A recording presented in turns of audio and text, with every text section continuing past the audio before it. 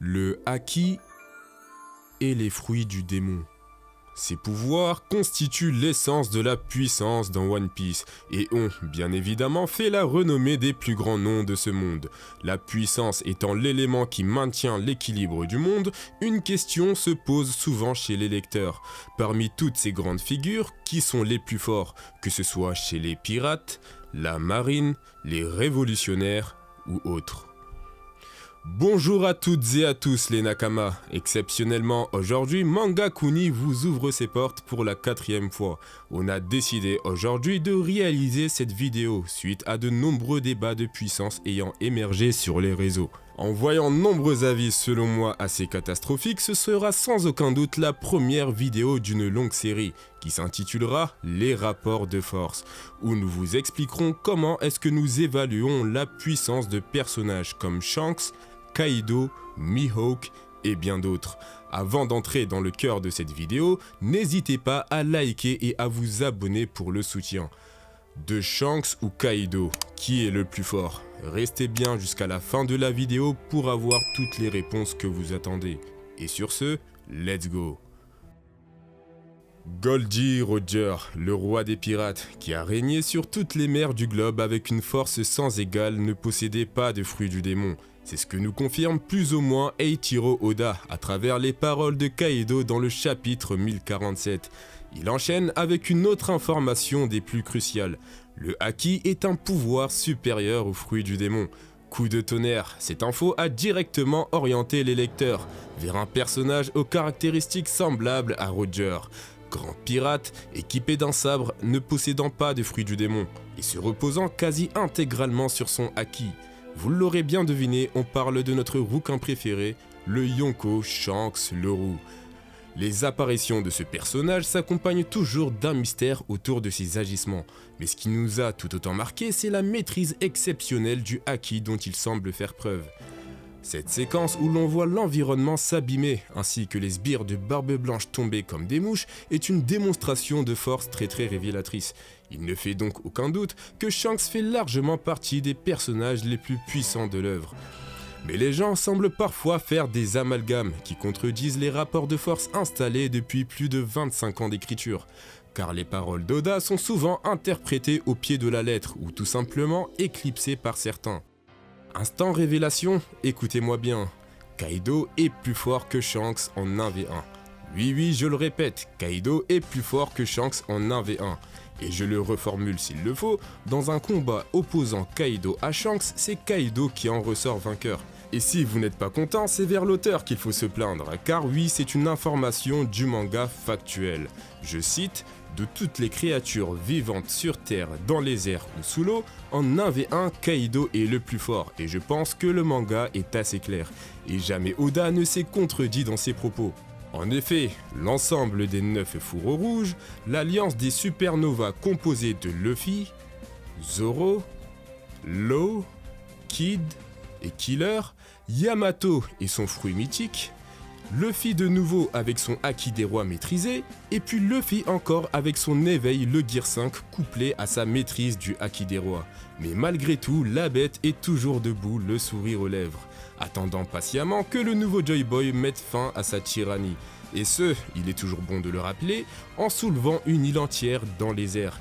La démonstration de force dont il a fait preuve depuis le début est à la hauteur de ce que Oda nous a décrit du personnage. Ceci étant, j'espère compris, je vais vous expliquer d'où vient cette erreur de compréhension de la commu.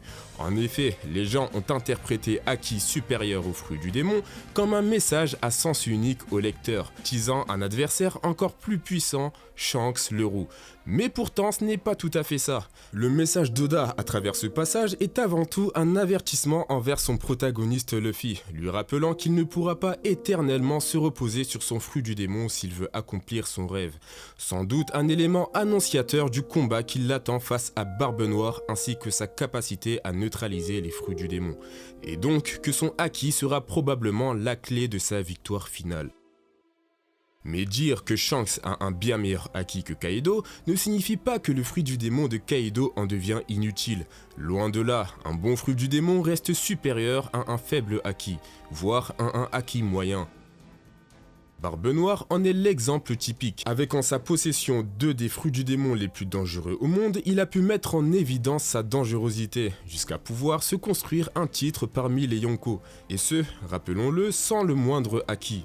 On peut aussi citer ce fameux combat de Law face à Vergo, où la combinaison de son OP Nomi couplée à sa maîtrise du haki était nécessaire pour vaincre Vergo, un pur spécialiste du haki de l'armement. Et je vous rappelle une chose, des plus importantes, Kaido a sans doute l'un des Zoan les plus puissants et maîtrisés de l'œuvre. Sous-estimer la force de frappe offensive et la résistance de dingue de son Zoan mythique est une terrible erreur de jugement, tout en étant muni d'un haki d'élite exceptionnel avec ses 3 formes éveillées. Vous vous doutez donc bien que le cumul d'un haki d'élite ainsi que d'un fruit du démon d'exception n'ont rien à envier au meilleur utilisateur de haki du monde, qui de plus est manchot. Et vu que c'est un argument que j'entends souvent, je vous rappelle que lorsque Shanks a empêché Kaido d'intervenir à Marineford, Shanks était accompagné de tout son équipage, là où King est pour le moment le seul membre que l'auteur confirme avoir été aux côtés de Kaido à ce moment-là. Information qui a évidemment été confirmée par l'auteur dans la Vivre Card publiée vers fin 2021. Et comme si tout cela ne suffisait pas, Kaido nous a dévoilé dans le chapitre 1048 sa forme Kaen Daiko, une forme absolument gigantesque recouverte de flammes, allant jusqu'à même faire fondre l'immense corne d'Onigashima. Nous n'observerons, probablement, plus jamais une démonstration de force aussi aboutie dans l'œuvre. Comme l'affirme son introduction, je ne serais pas étonné d'apprendre que son Zoan du poisson lui permette de se battre sous l'eau. Zoan qui est inspiré de la même mythologie que le Léviator que nous connaissons tous. Mais ne vous inquiétez pas, Shanks aura bien évidemment ses moments de gloire. Comme dit précédemment, chacune de ses apparitions sont extrêmement soignées.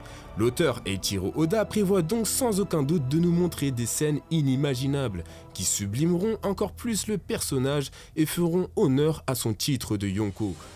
Mais bien qu'on ne sache pas tous deux, ça reste 2 personnages avec des rôles assez distincts et bien définis dans l'œuvre. Comme on a pu l'observer dans son flashback du chapitre 1049, le lore de Kaido a été construit autour de sa férocité, et Shanks, quant à lui, semble être très lié au point clé du scénario principal menant au One Piece. Donc détendez-vous, admettre que Kaido broie Shanks en 1v1 n'est pas grave, il reste très puissant et se mettra encore plus en valeur de différentes façons, là où Kaido n'existe pour le moment que pour sa puissance.